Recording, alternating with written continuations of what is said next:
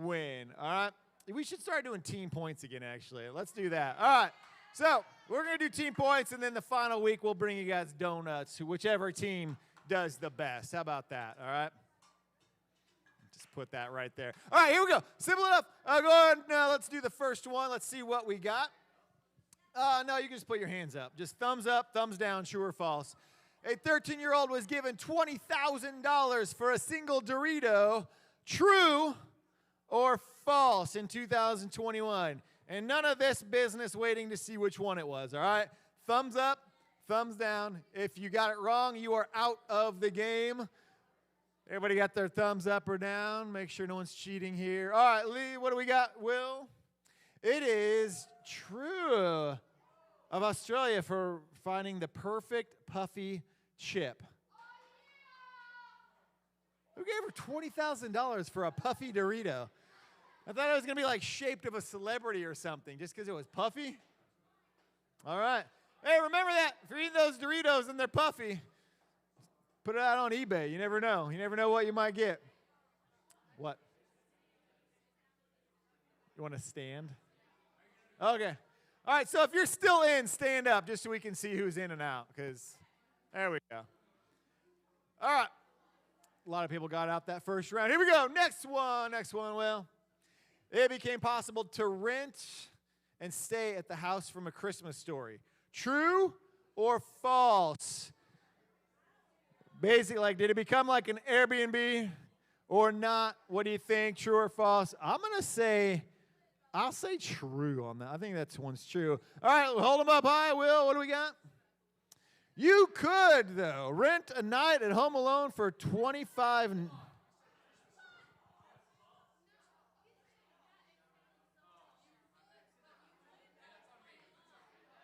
Oh, so it's false then. Yeah, because you can rent the one from Home Alone. That's why would they do that to us? You can.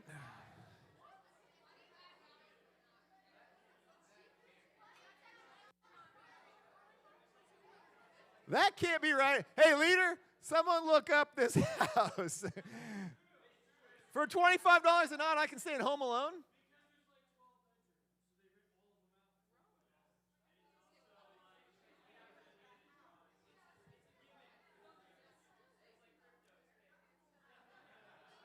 Don't say that, Rob. Don't say that. All right. So if you said false, you're in, right? If you said true, you sit down. If you said false, you're in. Here we go. Next one. I don't know, just give me the answers to the question. People at Disney World became famous for singing songs together when a ride broke down. True or false? In 2021, did something break down at Disney World and people just sat there singing? True or false? What do you think it is? And the answer is true. The Seven Dwarfs ride stopped for 20 minutes and two guests played music. And others sang to Sweet Carolina and posted on TikTok. Did you guys all see that one? Yeah? All right. Fair enough. 20 minutes isn't that long. I thought it was going to be like 20 hours. They were stuck upside down. Let's rent that place out. Let's go. All right. Next question. If anybody gets this wrong, you can find another church. The Kansas City Chiefs won Super Bowl 55. True or false? True or false? All right, the answer. I should have deleted this one off of here. Seems like bad luck. What's the answer, sir? Yep.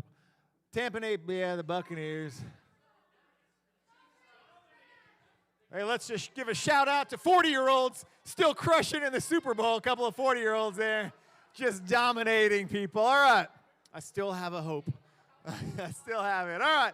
Go to the next one. I don't think anybody got that wrong. Elon Musk became the first private citizen to fly into space on his own spaceship. True or false? What do you think? True or false? True or false? What do you think?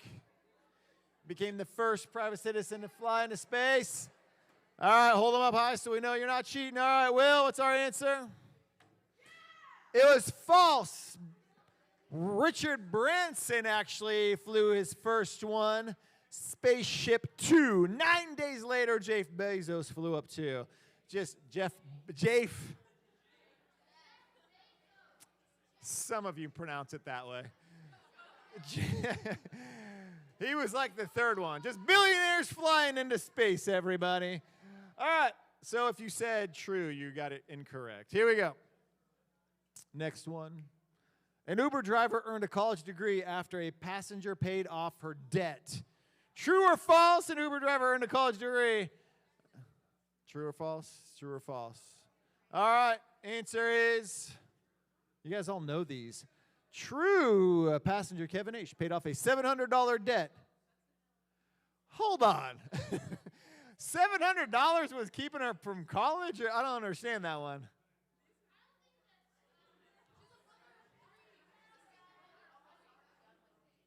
$700, yeah. Okay. So she was like almost done, and he just paid off the rest of it. That's not much of a story. I don't know. I don't like that one. Moving on. What's the next one? I mean, it's nice and all, but.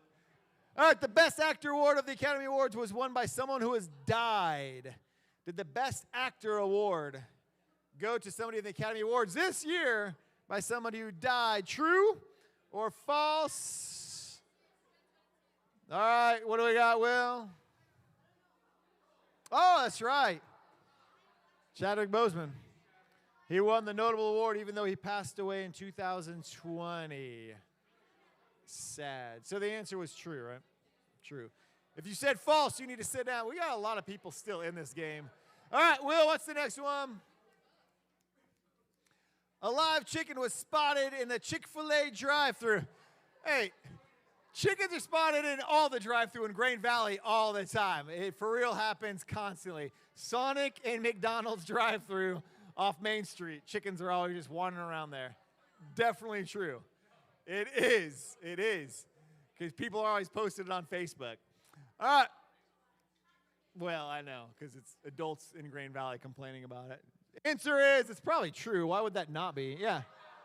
Oh, a live cow was spotted in McDonald's drive-thru in Wisconsin.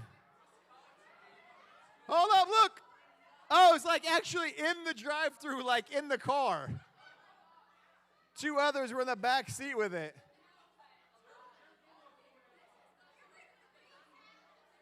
Nice.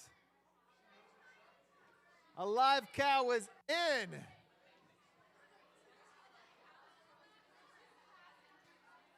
Yeah, there were two other cows who were in the back seat. So was there 3 cows in the back seat of that sedan? I don't know. Let's go Wisconsin. All right. That weeded out quite a few of you. Here we go. What's the next one? Adele became the first Grammy Award-winning singer ever. What's a Grammy? I thought Grammy's for singing, right? Oh, the most Grammy Award-winning singer. Sorry. I didn't see the word most. I was like, why would that not be shocking if she did that? All right, true or false? I don't know about that one. She hadn't been around like that long to be famous like that. All right, what do we got? Will? Beyonce broke the record for the most Grammys won in a singer. All right, who's still in? All right, we got 2 people. All right. Jet knows his Adele. You weren't fooling him for that one. All right, here we go. We got, how many more are left? What do we got, Will? All right, well, let's go. Here we go. And the next one is Ikea released Meatball scented candles. Hey, my college dorm room already had that smell. We don't need that. Ikea released Meatball scented candles. What do you think, true or false? She says true, you say false. And the winner is, here we go. All right, that is true. The candle could fill your home with a soothing aroma of hot beef and gravy. Next album, right there. Here we go.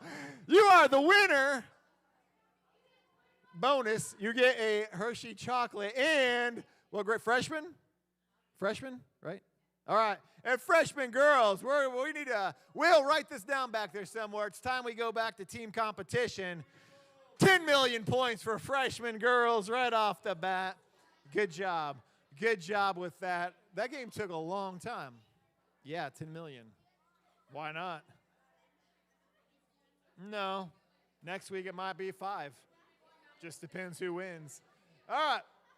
Go big or go home. Here we go. Hey. I'll give you 5 points. 5. Just for saying that. I was going to give you 5 points right now. 5 points for 6th grade girls. All right. Hey, we're going to go ahead and jump into things. So let's have a good morning today. I'm so thrown off here. I think I've moved everything off camera here. So check out the video, and then Mr. Cheney's going to come up and teach, and then we'll go into small groups. Everybody, let's have a great, great morning.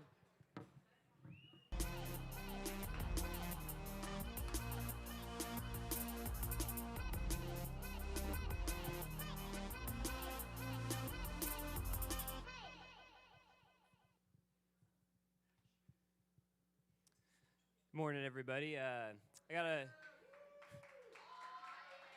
Thanks, Todd. Todd, you doing good? You good? Awesome. Glad to hear that. Real quick question for you guys. Who here has had to share a room with a sibling or a step-sibling or a cousin or just anybody like long-term, not like in camp, like long-term you actually shared a bedroom with somebody? Oh, wow, not very many. Okay. So, all right, so hands down. All right, so I want to make sure everybody's participating. If you've never had to share a room with anybody, just hands up real quick. Okay, there's a lot of people not participating. Okay, that's all right. So I'm the oldest of 4 boys. So I've never had my own room, or if I did, I don't remember it because my brother's only 15 months younger than me. But never had my own room. The night before I got married, I was still sharing a room with my brother, and then I got married. So I've never had my own room in my entire life. So anyway, we're going to kind of, can you just throw up a picture there, Will, real quick? So this is my family. That was pretty much what I wore all the time. This is me right here. This is what I wore all the time growing up. Cubs dugout jacket, starter. It was awesome. We were a Packers in Cubs house like every normal family that there is in the entire world. And anyway, so this is Mom, Dad, Stacy, Aaron, Robbie, Ryan. And Ryan always had to find a way to like do something weird in the picture, so he's holding up his favorite baseball card for some unknown reason. But anyway, that was my family. And you can go ahead and go to the next picture. I'm 12 months older than my youngest brother. So this is us. This was when the Packers won the Super Bowl 11 years ago. So we're pretty excited. It's a little candid shot, not the most flattering, but we're all real happy. So even though we all shared a room and we're at each other's throats, we still enjoyed the Packers winning the Super Bowl. And we got plans in 5 weeks. We're going to recreate this picture because we're going to win again. So anyway, let's move ahead to the next picture. This is us when the Cubs were in the World Series a few years ago. We all went. We had fun. So even though we like shared this room and we're at each other's throats all the time, we still were able to get along, at least somewhat. And when you get older, I promise it gets better. And then just move on to the last picture. This is us today. So we've added a few more people, a bunch of kids. Anyway, that's my family at Christmas. So I just wanted everyone to see who they are. All right. So shared this room with my brothers. And, it's very weird to share a room with someone who's 12 years younger than you, plus 2 others. Some of us are organized. Some of us are messy. So there's just a lot of tension, right?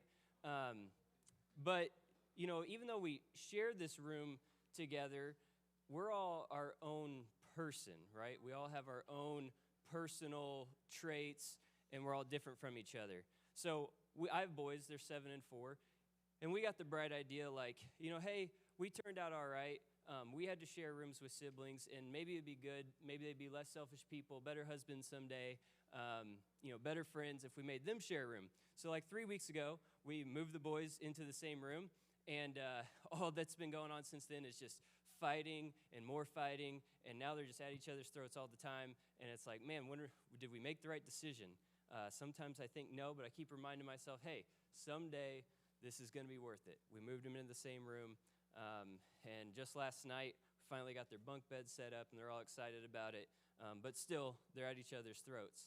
So why are we talking about siblings and bedrooms and everyone being their own person. Well, I'm going to tell you guys a little bit about me growing up real quick. So when I was I was 5 years old. We were at First Baptist Church in Millersville. It was a Sunday night. My dad was the youth pastor at this church, and the pastor was talking about salvation and why Jesus died on the cross and what it meant to be a follower of Jesus. And so I would turn to my dad, and I asked him all these questions that, I don't understand what he's talking about. So my dad took me to a back room, and we discussed what it meant to put a personal faith in Jesus, what it meant to have a personal faith in Jesus, to trust in him. And so we go to this back room. I think I understand it all. I pray a prayer, and I'm convinced that Jesus lives in my heart, and this is going to be how I'm going to live the rest of my life as a follower of Jesus.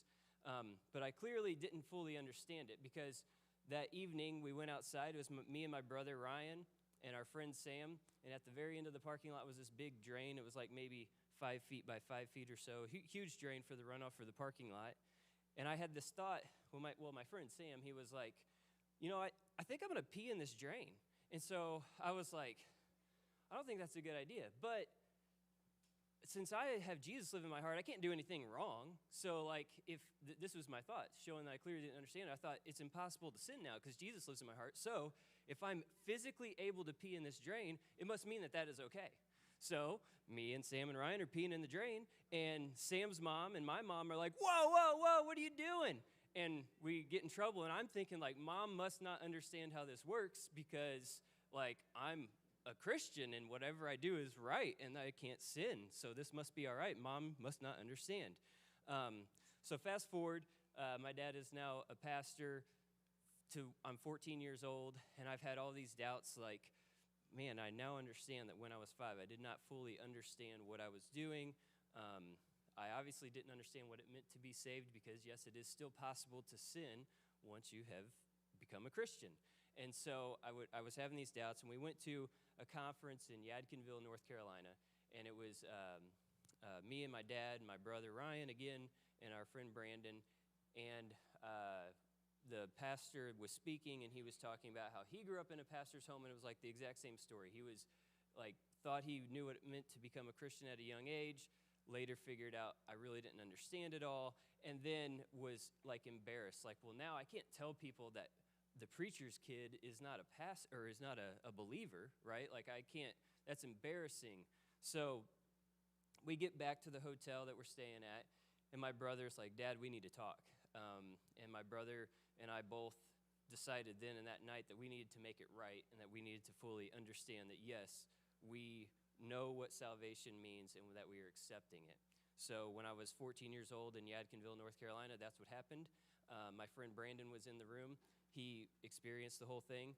And so I'm telling you guys all this because, yes, we live in a home with family, but we have to develop our own personal faith. Our faith has to be our own. And we have to not rely on the fact of who our family is or how we were raised or anything like that. Our faith has to be our own. But also, that doesn't mean that we do faith alone. So that's the main part that we're going to talk about today, is having this own faith that is your personal faith, but also not doing it alone. So you have to come up with your faith, but you are not by yourself. So we'll kind of dive into some details on that. So in Proverbs chapter 27,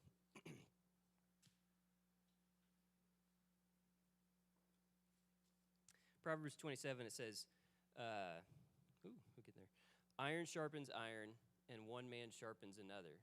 What this is saying is just like, when you're sharpening a knife, you take two things that are hard and you use them to knock the edges off of each other. This is the same thing with you and with your friends, like your godly Christian friends that are walking through Christian life with you. They should be helping you knock those rough edges off. They should be supporting you and making it so that you are more faithful, okay? It doesn't mean that your faith is your friend's faith, but it does mean that you're supporting each other and helping each other have that stronger faith.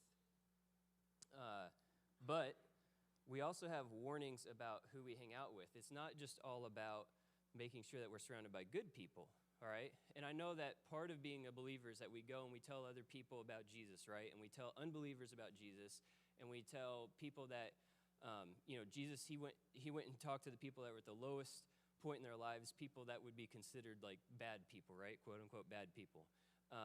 So I don't want us to misunderstand what I'm about to say here. The Bible does give us clear direction on some people that we should avoid hanging out with. So in Proverbs chapter 13, it says, whoever walks with the wise becomes wise, but the companion of fools will suffer harm. And then in 1 Corinthians 15, it says, do not be deceived. Bad company ruins good morals. So most of you, your parents have done a really good job, or they've at least tried to do a really good job of building good morals into you, right? And other people around you, they've done a good job of building good morals into you. But what it says here in Paul's letter to Corinth is that bad company ruins good morals. What I'm going to tell you guys today is that we do not have to hang out with everybody. We are not asked to, by God, hang out with everybody. Are we supposed to make sure that we're good witnesses to everybody? Absolutely. But that doesn't mean that we put ourselves in situations that we shouldn't be in. You may hear arguments about, well, I'm gonna date that guy because I'm going to make him a better person, or I'm gonna date that girl because I'll make her a better person, and I'll eventually lead them to Christ. We can absolutely have, friend relationships with them, but there has to be boundaries that don't get crossed, because we're not going to put ourselves in situations we shouldn't be in. And that could even be just going to a friend's house, right? Like if there's a friend's house that we know there's going to be some bad situations we're put in by being there, we still have to guard ourselves. We still have to guard our integrity in our hearts. My friend Brandon, that was in the room with us the night that my brother and I accepted Christ, we were really, he was my best friend. So we went to church together for years and years and years. It was a very small youth group. He was like the only one that I really connected with. He was the best player on our football team. We were both extremely competitive people. My chipped tooth right here is because we got in a fight in the parking lot at church playing basketball. So just very competitive person with Brandon. Brandon, when we got into junior high, started making some really poor decisions, and I feel comfortable sharing this because I'll get to it later. He's shared this publicly himself.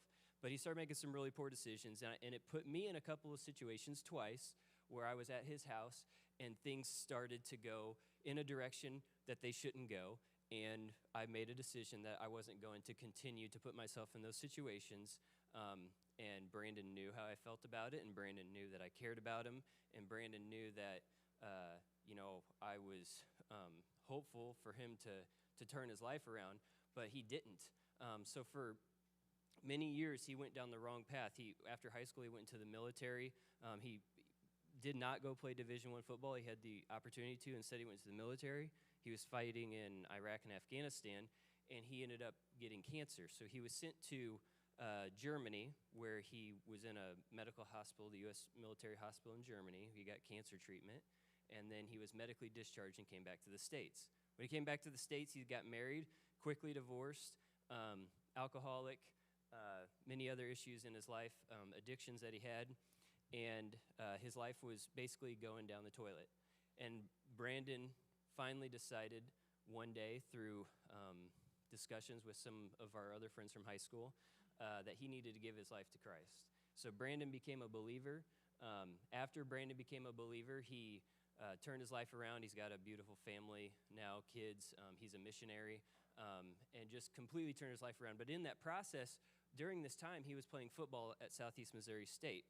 So it became this kind of inspirational, this person that, fought in wars and cancer survivor and rescued people at war and all these different things around him. So the newspaper wanted to do a story on him, and the local TV station and everything. They wanted to do a story on him.